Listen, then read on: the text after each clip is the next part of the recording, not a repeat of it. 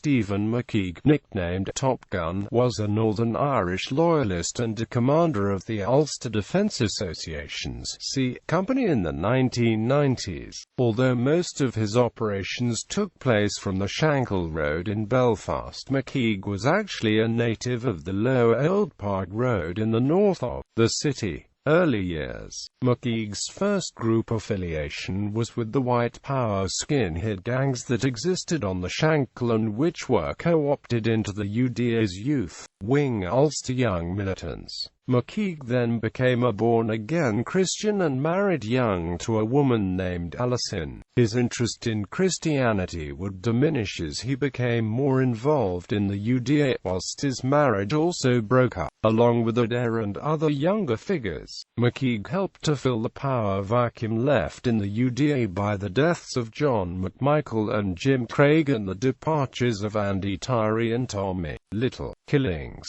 McKeag became involved in C Company of the Lower Shankill, the most active unit of the UDA around 1989, heading his own section of the company which was a hit squad. According to Henry MacDonald and Jim Cusick, the UDA gave an annual Volunteer of the Year award to the organization's top hit-in man. The award, presented on the Shankill Road and usually consisting of a trophy in the form of a model gun and plaque made by Loyalists prisoners, was dominated by McKeag from 1990 onwards and helped to ensure that he became known as Top Gun, both to his UDA comrades and his Republican opponents. In all, the RUC estimated that McKeag was responsible for at least 12 killings, although the figure was placed higher by a number of his former paramilitary associates. One of McKeag's earliest attacks occurred on the 11th of March 1990 when he shot and killed Eamon Quinn outside his Kashmere Road home in the Clonard district of the Falls Road, beginning a long campaign of sectarian killings by the UDA. On the 31st of July he was behind a similar attack on the Springfield Road, where Catholic John Judge was killed after being shot 5 times by McKeag and his unit. This was followed on the 16th of October by the killing of Dermot McGuinness in Rosa Penna Street in North Belfast. Another victim was Seamus Sullivan, the son of former Belfast City Council member Jim Sullivan of the Workers' Party, killed on the 4th of September 1991 at the council depot on Springfield Avenue where he worked. Lawrence Merchant, a shopkeeper who was killed by McKeag and his unit on St. James's Road on the 28th of September, was the 2000th person to be killed during the Troubles.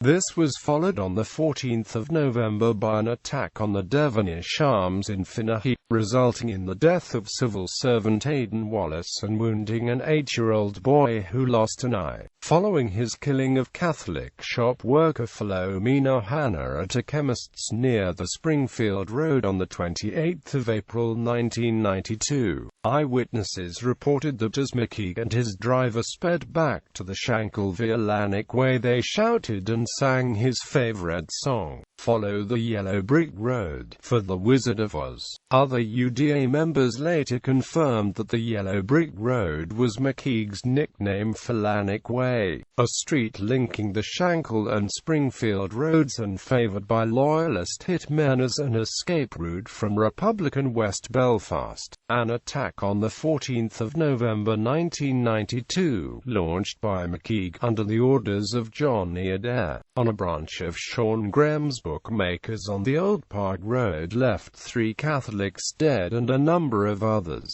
including some Protestants who also frequented the betting shop, injured, as well as civilian Catholics. McKeag was also involved on attacks upon Republicans. On the 1st of May 1993, Alan Lundy, a former Provisional IRA activist, was killed by McKeag at the home of Sinn Féin's councillor Alex Maskey, in the Andersonstown area. McKeag struck again on the 8th of August 1993, killing Sean Lavery at the Antrim Road home of his father Bobby Lavery, a Sinn Féin councillor who had been the target of the attack. However, non-Republicans continued to be targets, and on the 30th of August he killed Marie Theresa Dowds de Mogoron in an attack on her home. Although this murder was seen as extreme by UDA brigadiers outside C Company, resulting in it eventually being claimed as an accident when it was claimed under the UDA's Ulster Freedom Fighters cover name. This was followed on the 7th of September 1993 when McKeag and two other UDA members entered a hairdresser's shop on the Upper Donegal Road and shot the proprietor Sean Hughes dead. Although brought to trial, he was not convicted after eyewitness testimony did not stand up to scrutiny. The following day, shopkeeper Michael Edwards was killed at his Finaghy home by McKeag and his unit, and on the 15th of October McKeag killed Paddy McMahon after calling for him to deliver a pizza to a derelict house. McKeag was held in prison soon after this attack for the Hughes trial, and the mantle of top hitman in C Company temporarily passed to Gary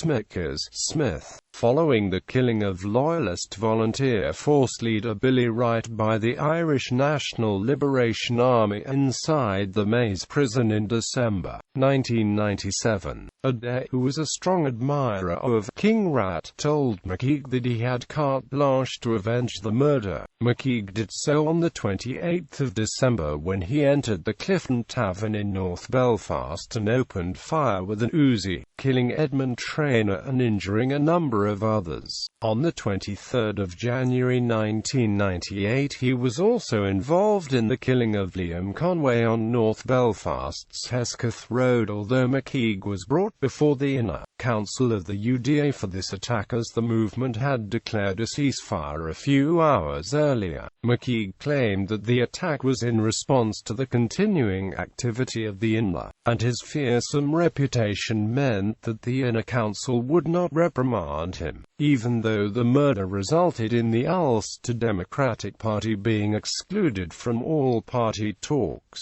By this time McKeag was effectively in command of C Company whilst Adair was in prison. Decline. In June 1998 McKeag, a keen motorcyclist, suffered serious injuries when his vehicle collided with a car being driven by a member of the Ulster Volunteer Force.